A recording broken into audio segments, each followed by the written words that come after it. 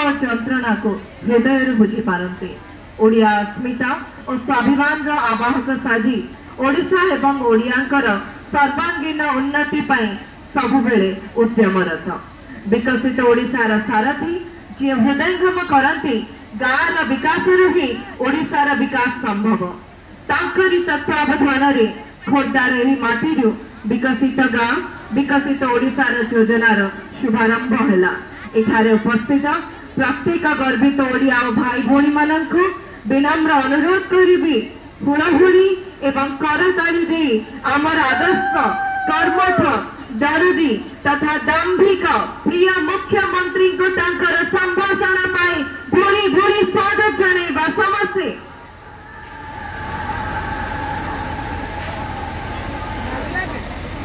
नहीं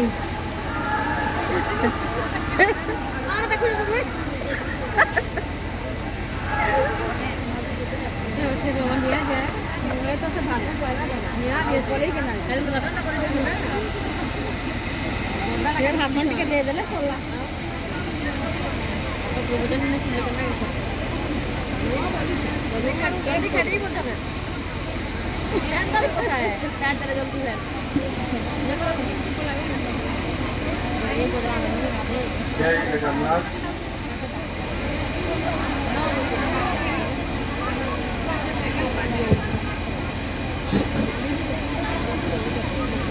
जय जगन्नाथ। जय जगन्नाथ।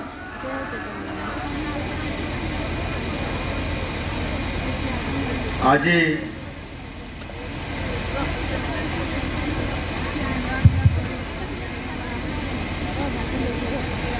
खोर्धा जिले विकसित ओडिशार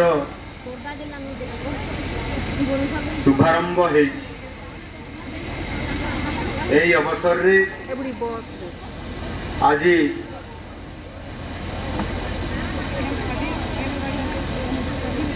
आमर यही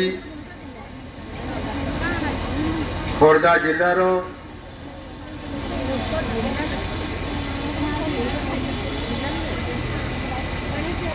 जंकिया जो राज्य स्तरीय विकसित ओडिशार जो शुभारंभ होती अवसर में आज मंच रे उपस्थित थिबा खोर्धा जिला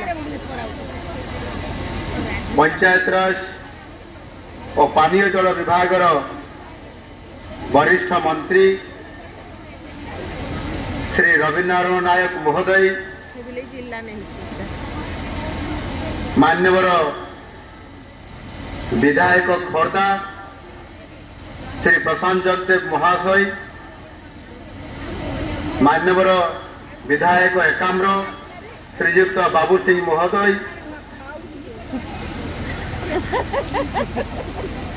मान्यवर सभापति खोर्धा जिला परिषद श्रीमती रूपश्री राणी गुमान सिंह महोदया,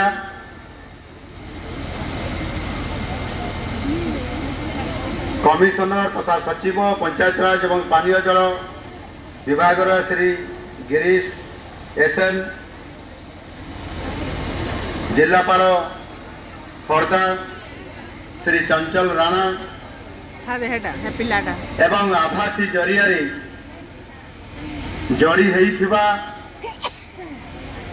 समस्त 30 जिलार जिला सदर महकुमा मान्यवर मंत्री सांसद और विधायकगण एवं ब्लॉक मानकरे जड़ी होइथिबा पंचायत राज विभाग समस्त जनप्रतिनिधिगण एठी उपस्थित थिबा ए खोर्धा जिलार विभिन्न कोण अनुकोणरू आसिथिबा मोर मातृशक्ति माँ और भौणी माने, समस्त गुरुजन, समस्त ए खोर्धा अंचल भाई भौणी माने मु आपण मान को समस्त को आज विकसित गाँ विकसित ओडिशा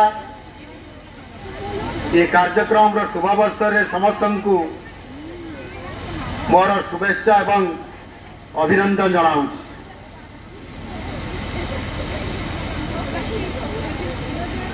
ये जिला हेउछि वीर पाइकंकर माटी।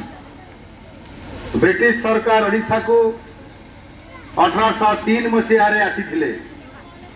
1817 मसीह रे पाइक विद्रोह ए वीर माटी रे आरंभ होइतिला। एही खर्दा माटी थिला तार प्राण केंद्र और यह थिला ब्रिटिश सरकारंकर विरोध रे समग्र भारत वर्षर प्रथम इंग्रेज सरकार विरोध रे जनविद्रोह। सिपाही विद्रोह 40 वर्ष पूर्व ओडिशा रे विदेशी शक्ति विरोध रे विद्रोहर लेलिहान टीका प्रज्वलित होइतिला और ताहा धीरे धीरे सारा भारत वर्ष रे मध्य प्रतिफलित होइतिला।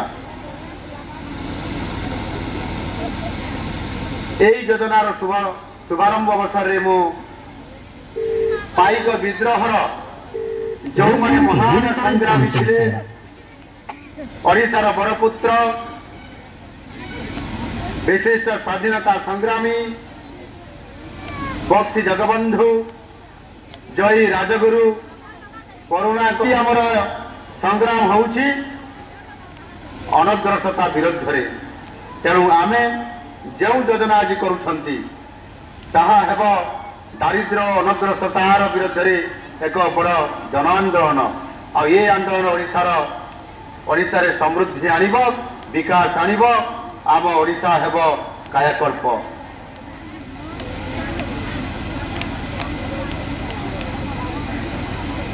सबुठारु बड़ कथा होउछि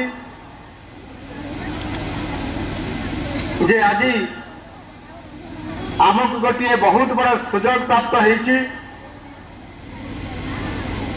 आमर यही खर्दा जिलू आज विकसित गाँ विकसित ओडिशार योजनार शुभारंभ करी आज आमे प्रति गाँ को आज विकास करने आमे आज संकल्पबद्ध होकर ये कार्यक्रम को आज शुभारंभ करिसेंती। आउ ये कार्यक्रम आरंभ करी मु अत्यंत आनंदित अछि। यही योजना ग्राम एवं सहर रे उपलब्ध होउथवा विभिन्न सेवा और सुविधार अंतर को कम करने को निश्चित भाव में ये योजना सहायता करिवो। अनेक समय रे आमर समस्तंकर भितरे गोटे प्रश्न थाए जे सहर विकास होउछि किंतु गाँव रो विकास हो पारु नाही, गाँव रे समृद्धि हो पारु नाही, गाँव रे लोक माने समानंकर जीवन जीविका सहित सहर सुख स्वाच्छंद भली गाँव में उपलब्ध हो नाही। आउ से अनेक समय ये कथा मध्य प्रश्न आकार आसी थाए। विंश शताब्दी प्रारंभ में महात्मा गांधी कहिथिले भारतर आत्मा गाँव में बसवास करिथाए। आउ आज 100 वर्ष अधिक समय अतिक्रांत हो सारी देश अनेक अग्रगति करिछि। शहरीकरण अप्रासित भाव में वृद्धि पाई, किंतु गांधीजी यही युक्ति आज मध्य एक प्रासंगिक मते मन हुए। आउ देश एवं शतकड़ा 65 भाग लोक बसवास करुछंती एवं ओडिशा जदि आम एक कथा को नेबा ताले ओडिशा रे यह निश्चित भाव में शतकड़ा 81 भाग लोक आज दिन में ग्रामांचल ही लोक माने बसवास करुछंती। तेणु जदि ग्रामांचल विकास हेब नाही ताले राज्यर विकास असंभव मन हेब। आउ सेथिपाई को आधार करी समृद्ध ओडिशा 2036 मसीह परिकल्पना जो करा जाइछि आम नुआ सरकार आसिला परे जो परिकल्पना करिसंती योजना करिसंती निश्चित भाव से प्रत्येक ग्राम विकासर गंगा केमिति प्रभावित हम एवं ता सहित किभली भाव ग्रामांचल अर्थनैतिक स्थिति द्रुत गति में आग को बढ़ आज नुआ सरकार आज अंटा भिड़ी विकसित गाँ विकसित ओडिशा यही परिकल्पनार एक मुहूर्तपूर्ण अंग।